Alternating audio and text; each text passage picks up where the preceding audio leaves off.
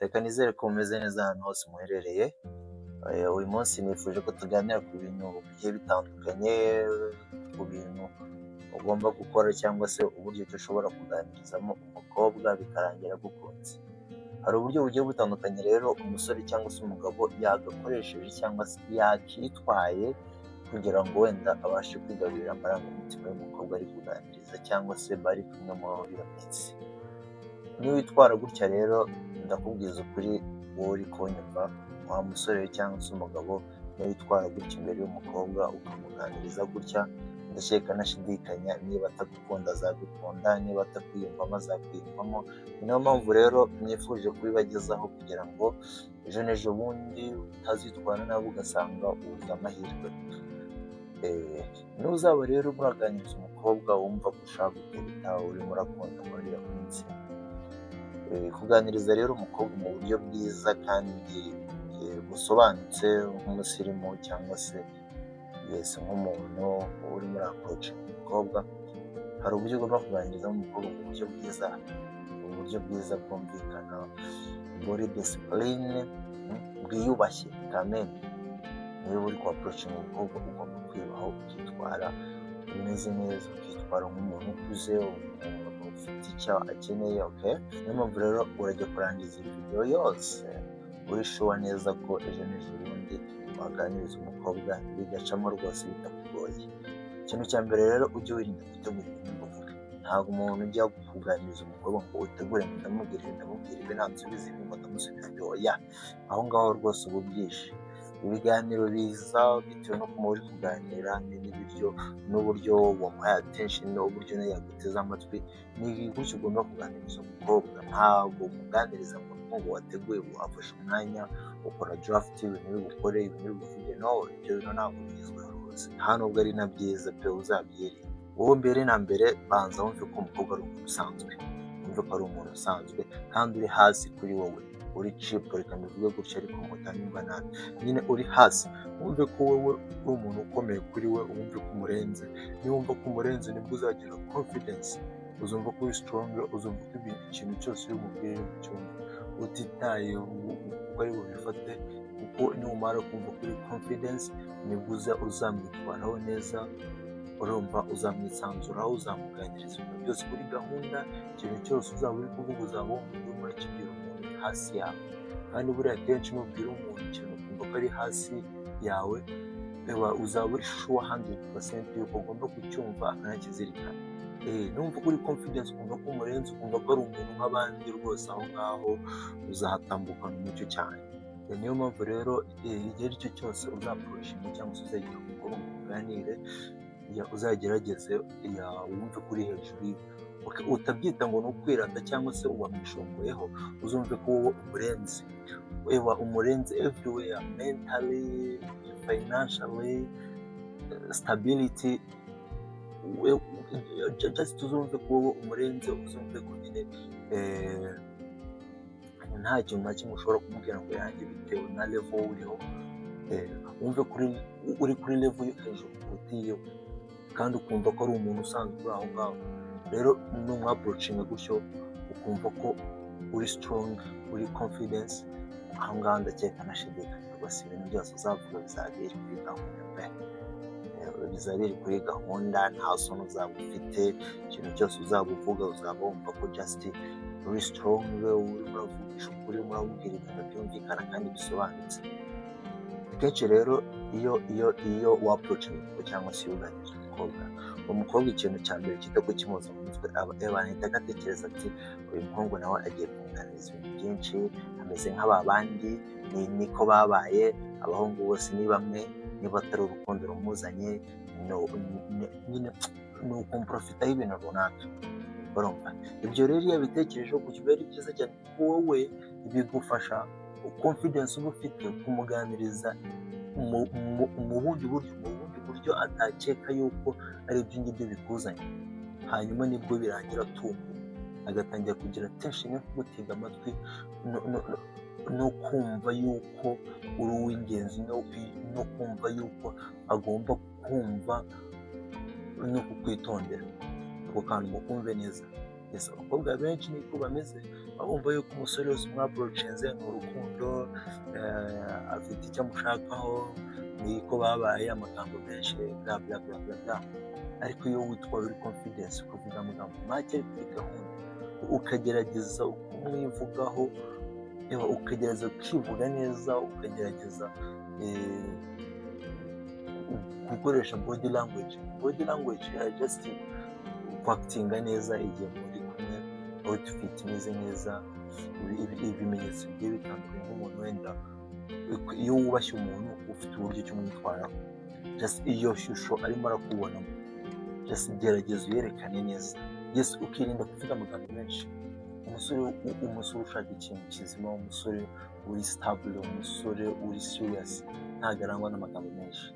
Kuvuga amagambo menshi cyane no bita ko byangiza byose, ahita akavuga ati wayi umuntu afite amagambo menshi, bite byo yansarerere iki n'iki.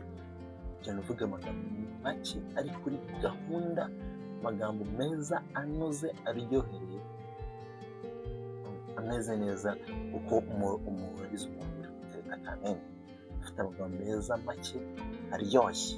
Yes, hagati aho rero mu gihe uzaba urimo uramuganiriza, ukumva we atangiye kuganiriza, kubwira ibintu bihenze, kubwira ibintu utashobora kubasha, utakora, utigeze ukora, ibintu nyine ubona ko bigukomeye, aho ngaho directly ntuzamwereke ko ubibasha kandi utabibasha, ubwo ubundi byazakunanira ukaburamo ubuzima, agatanya kukunyuzamo ijisho. Aho ngaho automatically uhita kumwereka yuko level arimo gufatamo atariyo yawe, ukamwereka ko utabishoboye ukamureka. Cyangwa se mu gihe wumva kubwira ati I am not interested with you, ntabwo nyine ari kumva ari interest kuri wowe, ako kanya rwose ntuzabigireho ikibazo, ahubwo uzamubwire intero imwe uvuga ngo rwose nta kibazo, n'ubundi niba ndimo ndaza mu buzima bwawe utankeneye, ntabwo nakubera umutwaro rwose ngo bitugore, ariko nyakira iki n'iki, rwose nta kibazo birashoboka, ukahita kumureka. Akenshi ahita agira attention ati si umuntu ko mbona ahise kagenda, kandi abahungu benshi, abasore benshi uburyo bateretamo baringinga, bagahatiriza, urumva yaba akeneye cyangwa se adakeneye agakomeza kubahatiriza. Uyu we ahise ko yidekarara hakiri kare aragiye. Aho ngaho uzaba umubitsemo akantu, uzaba umweretse yuko udasanzwe, utari kumwe n'abandi bose, uburyo wowe ugendamo siko abandi bagendamo, wowe uratandukanye, uri very serious mu bintu byawe byose ukora. Aho rero kubera value yakubonyemo akantu gato gusa umweretse, ahita akashaka aho kukumenya, ahita akaba interese yo kumva yuko utaba ukigiye, ahubwo komeza umuganirize, komeza ujye umuvugisha, akomeza kumenye cyane. Aho ngaho rwose uba utangiye kumutega amarangamutima ye, utangiye kuyigarurira. Ikindi kandi ujye ugerageza wivugeho ibintu bya nyabyo, wivugeho ibintu ushoboye, okay?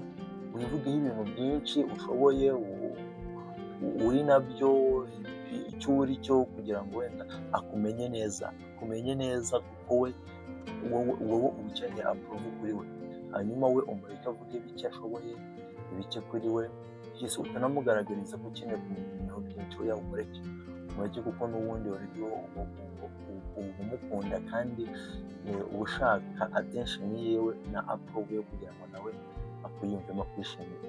Rero ujye ugerageza umwumve, wirinde kurwanya ibitekerezo bye, umwumve, ugende gake, mudiscussing kuri topic runaka, ese ujye umuha umwanya, yes, aguhe igitekerezo cye, ugishyigikire, wirinde gupfobya ibitekerezo bye. Aho ngaho agenda yumva ko just uri understandable, uha agaciro ibintu, utega amatwi buri wese, urumva, wubaha abantu. Aho ngaho already uba umaze kumukwega, aba amaze kujya guha attention. Niyo mpamvu buriya no kujya wivugaho, ugerageza wivuge nka 30% y'uko umeze, wirinde kumwereka yuko uri umuntu udasanzwe, wirinde kumwereka yuko uri umuntu ukomeye, no, ese uce bugufi, witonde.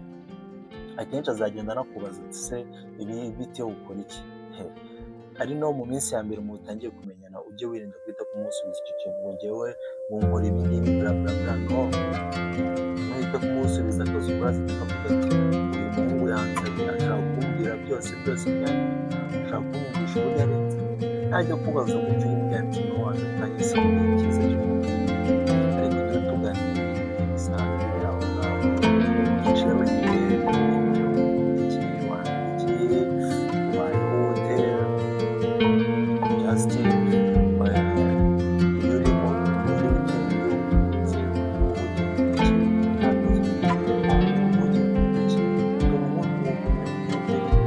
small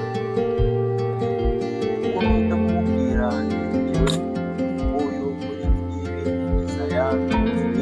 ahubwo rwose urimo uramenya ishusho ashobora kugenderaho akamukoresha anatsinda atanitwaye, rero uragerageza ukirinda yuko yakoze manifest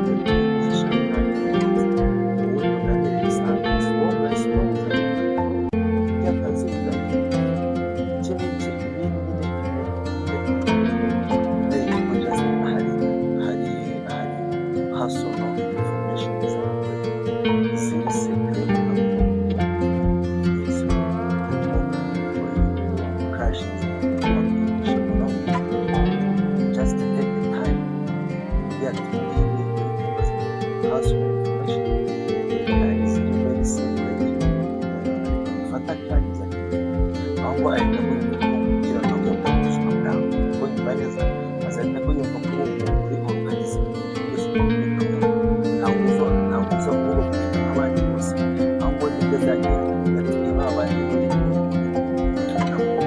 mugendere mu buzima bwawe kuko uko agenda akura agenda yumva ko akeneye umugabo cyangwa se umusore ubuzima bwiza ushoboye umeze neza uri stable mu buzima bwiza, rero azajajinga wewe ndetse n'abandi bakubanirize ndetse n'abari kuza muri kuganira nawe nabo bakuganiriza azagenda abajajinga ashyira ku mwana ashyira ku mwana umuntu yitwara ari very serious smart, aba ngaba ni akajagari amagambo menshi n'iki information ziwe zose amasegonda ariko rwose biri no kunsaba inaki kugira ngo umenye neza ari bimwihishemo uwo ari we n'ibirizi, niyo mpamvu rero iyo intention azaguhereza